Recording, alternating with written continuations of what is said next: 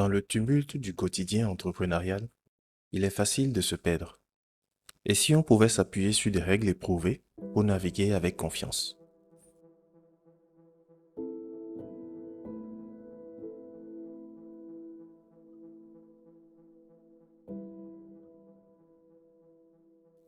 Bienvenue sur Push Talk, votre rendez-vous hebdomadaire pour booster votre esprit d'entrepreneur.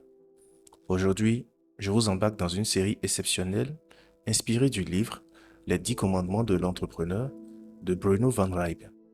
Ce livre, fruit de plusieurs années d'expérience sur le terrain, regroupe des leçons et des conseils indispensables pour réussir dans le monde impitoyable de l'entrepreneuriat.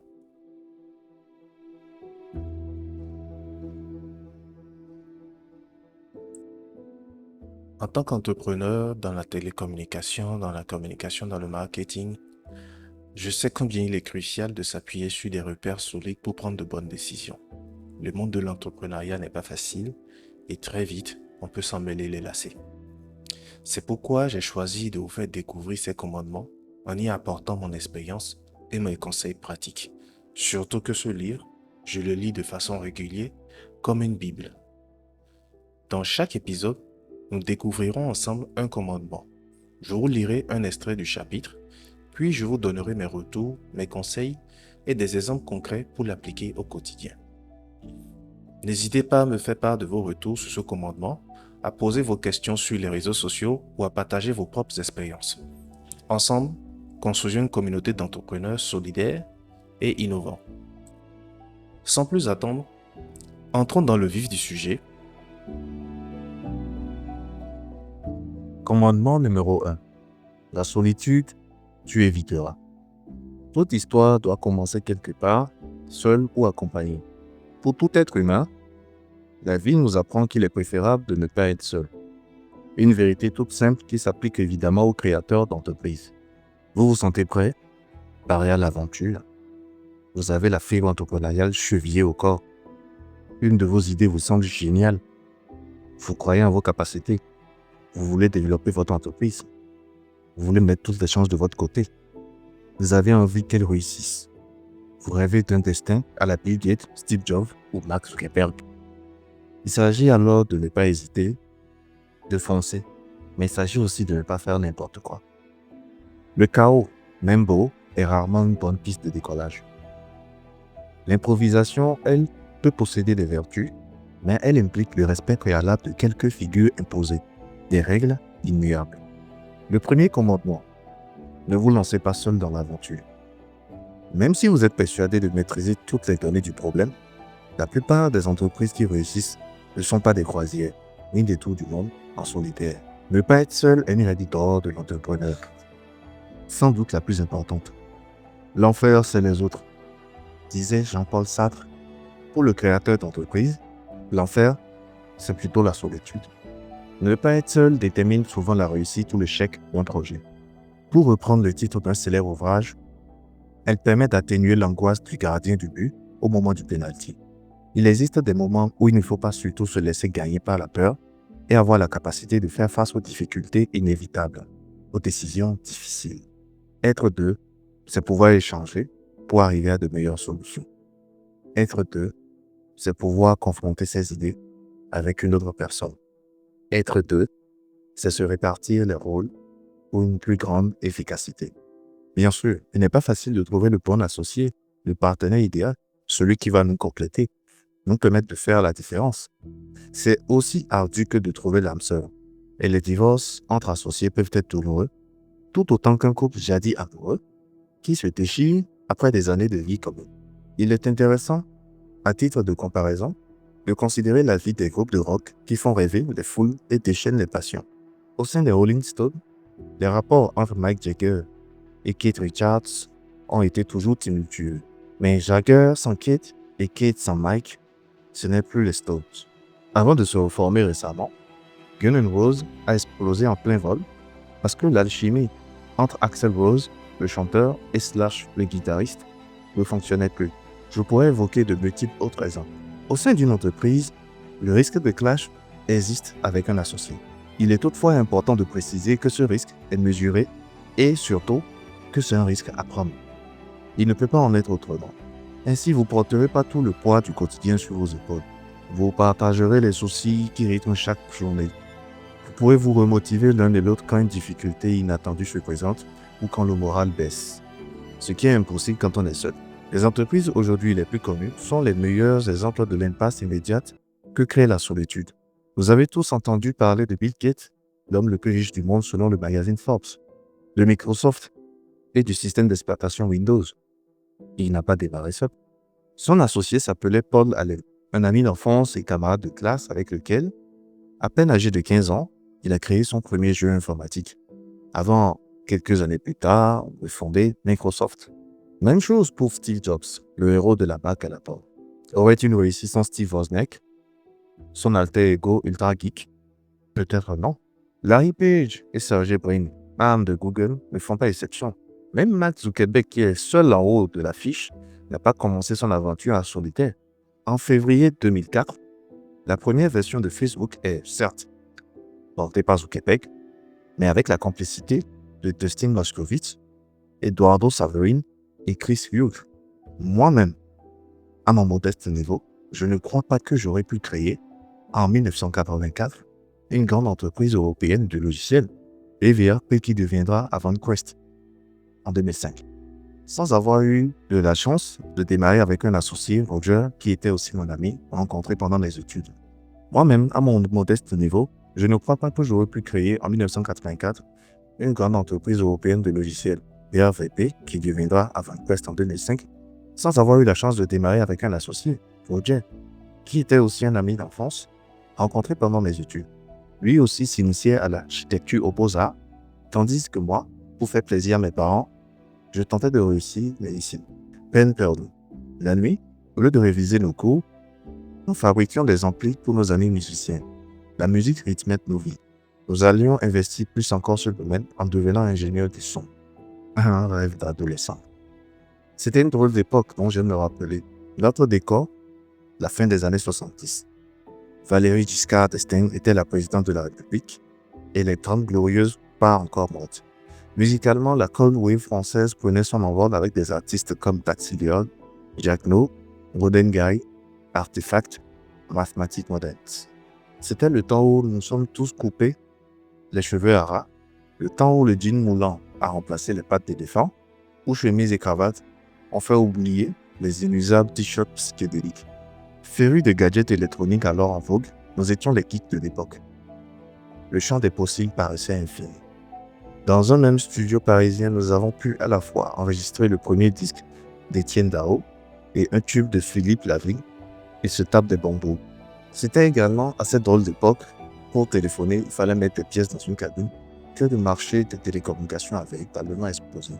Imagine-t-on aujourd'hui qu'il était alors possible de devenir ingénieur du son sans diplôme? C'est justement parce que Roger et moi étions deux passionnés, avec des visions différentes, mais complémentaires, que nous avons pu réussir notre défi. Ce n'était pas encore un projet d'entreprise, mais déjà la nécessité de ne pas rester isolé pour réaliser nos rêves apparaissait comme une évidence. Le projet de devenir entrepreneur nous est venu plus tard, lors de la révolution digitale avec l'apparition des premiers ordinateurs familiaux.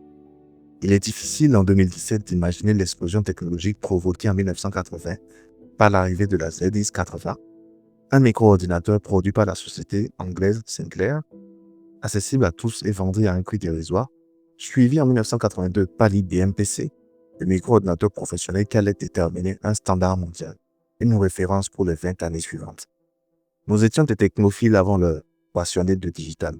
Difficile dans un tel contexte de ne pas plonger la tête la première dans le grand bain de la micro-informatique, qui allait devenir notre nouvelle passion avant de nous offrir notre nouveau métier, pour enfin réaliser notre projet d'entreprise. Le chemin pourtant n'a pas ressemblé à un long fleuve tranquille. Devenu entrepreneur, surtout dans les années 80, ce n'était pas une activité si naturelle que ça. Un claquement de doigts ne permet pas de remporter illico la mise. Il faut imaginer une époque où le mot startup n'existait pas encore. Nos atouts, pourtant, n'étaient pas aussi ridicules. Nous avions la passion, nous avions l'envie, nous étions deux. Ce qui, je le répète, est la clé de la réussite. Mais nous n'avions pas d'argent. Et pour être honnête, nous ne savions pas comment nous y prendre. Nous étions de vrais novices. C'est par le biais du journalisme et de l'édition d'ouvrages spécialisés que nous avons pu partager notre passion dévorante de l'informatique avec le plus grand nombre. Il faut l'avouer. Nous sommes bien amusés. Mais nous en voulions davantage. L'envie de nous jeter dans le grand bain de l'entreprise ne cessait de nous tenailler. Et j'étais sans doute le plus entrepreneur de notre duo. Roger, lui, était le meilleur techniquement. Il nous restait encore à sauter le pas, même si nous avions commencé à développer des logiciels en autodidacte et que nous commencions à connaître des acteurs de ce petit monde en devenir qui était la micro-informatique des années 80. C'est en 1983, il faut le dire, une certaine lassitude pour le métier d'ingénieur du son que le déclic a eu lieu. C'est à ce moment-là que Roger et moi avons pris le taureau par les cornes. Nous allions monter notre propre entreprise. Notre décision était irrévocable. Elle tournait à l'obsession. Nous n'avions pas besoin de moyens considérables et il valait mieux. Nous n'avions que 2000 francs en poche, 300 euros. Ce n'est pas vraiment beaucoup. Mais nous possédions la plus belle des ressources. C'est armé de nos biens les plus précieux, notre passion et notre envie. Que nous nous sommes montés au créneau, nous nous donnions 6 mois pour réussir. En mai 1984, notre mission initiale était accomplie. Une des premières startups de technologie française voyait le jour. Elle s'appelait BVRP. C'est un éditeur de logiciels et elle deviendra Avant-Poste. Nous étions avec Roger qu'au commencement de notre aventure. Une belle histoire. Pourquoi vous raconter cette généalogie? Tout simplement pour démontrer que ma carrière d'entrepreneur n'aurait peut-être pas eu lieu si j'avais été seul. Peut-être aurais-je baissé les bras, jeté l'éponge, effectué une marche arrière foudroyante. Bien sûr, aujourd'hui, le monde a changé et il existe de nombreux dispositifs afin d'aider à la création d'entreprises. Des dispositifs qu'on ne pouvait même pas imaginer dans les années 80. Mais soyons clairs, si une vérité demeure intangible, c'est la difficulté à réussir en solo. Bien évidemment, la suite de l'histoire l'a prouvé.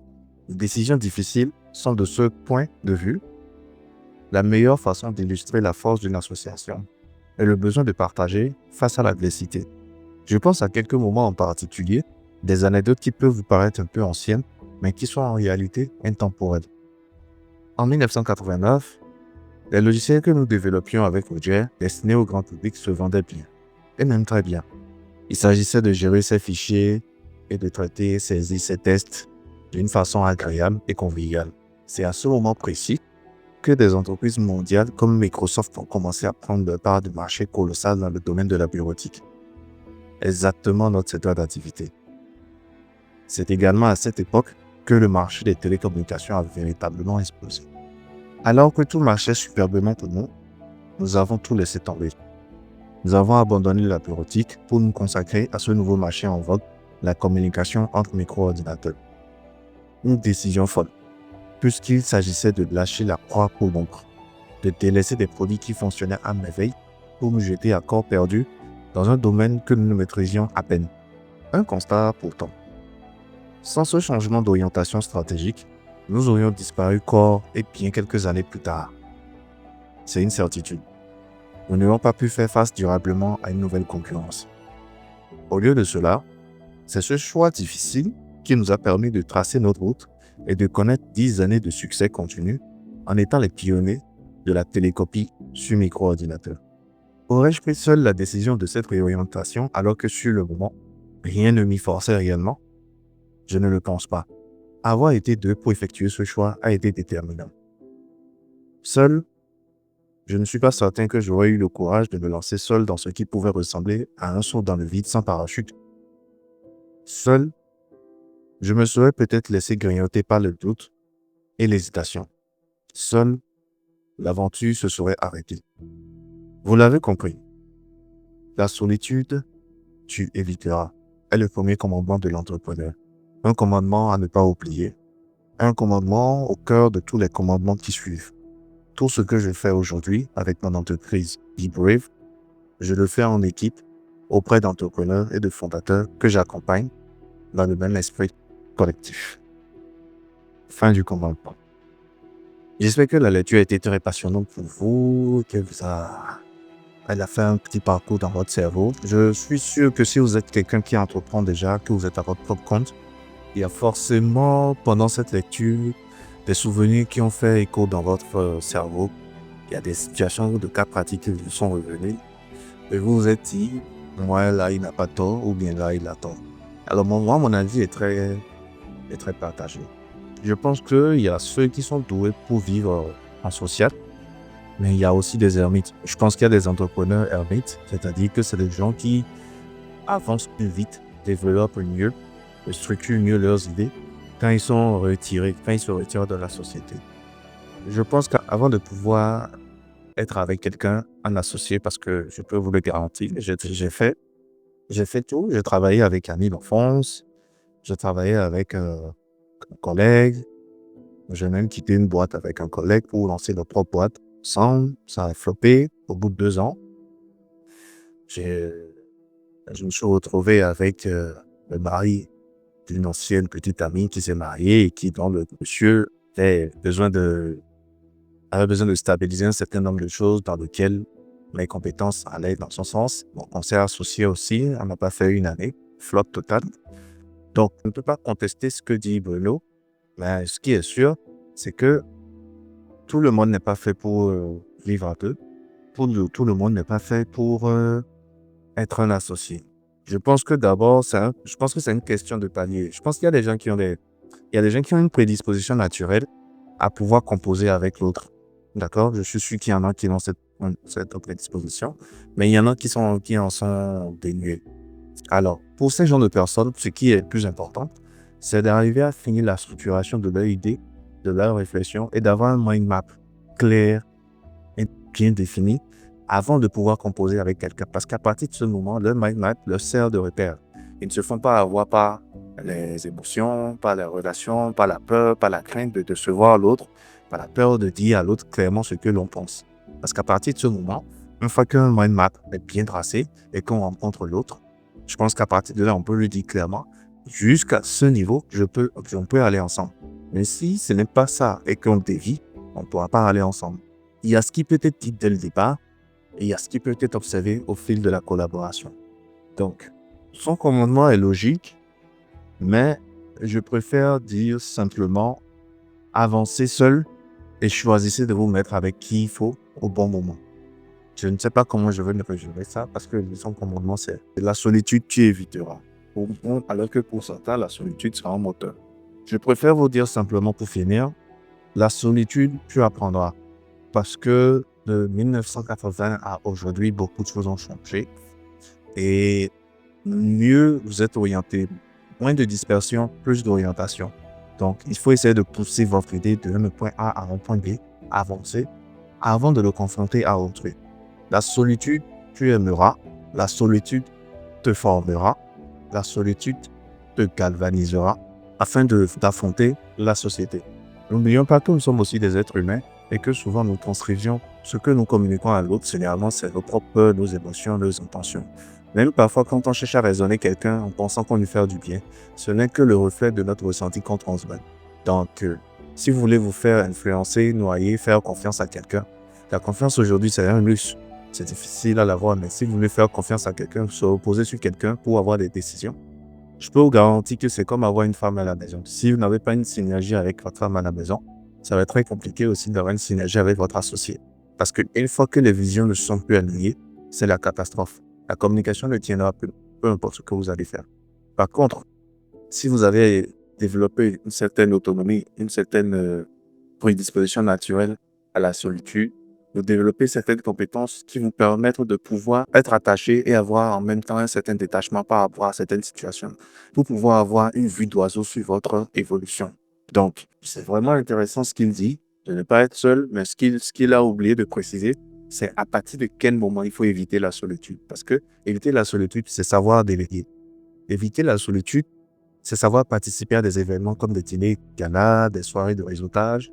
Éviter la solitude, c'est de faire aussi de la bienfaisance, peut-être faire des dons à des orphelinats. Éviter la solitude, c'est de participer aussi à des événements beaucoup moins difficiles. C'est ça, éviter la solitude. Éviter la solitude, ce n'est pas monter son entreprise et réfléchir à comment l'améliorer. Parce qu'aujourd'hui, avec la connexion Internet, YouTube, la banque de données, ChatGPT et tout, vous n'êtes plus seul.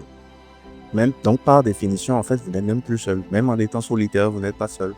Vous avez des inspirations sur le net. D'accord? Même la nature elle-même est un coin. Pour eux, c'est une bibliothèque naturelle. Vous marchez, vous regardez, vous observez les gens dans leur comportement. vos idées vont affluer. Alors, pour un premier essai, je m'en, je me fie à votre avis. Parce que le concept tel que je le vois, c'est ça. C'est lire un commandement. Il faut faire un peu un feedback dessus en se basant sur mes propres expériences. Mais je ne veux pas m'étaler à raconter mes expériences, mais je peux vous dire que 3 fois au moins déjà, j'ai cherché à avancer avec un associé et 3 fois, j'ai floppé. Je suis plus stable depuis que je suis seul, sans être forcément seul, parce que je délègue quand c'est nécessaire et je ne mets plus en place un système de long terme, en termes de contrat avec quelqu'un pour le moment. Ça va revenir quand un certain nombre de choses sera stabilisé et que j'aurai appris à me connaître moi-même face à l'adversité. Et ça, vous ne pouvez le faire que quand vous êtes dans la solitude. Sur ce, merci d'avoir suivi cet épisode. Vos commentaires sont les bienvenus. Passez un bon moment.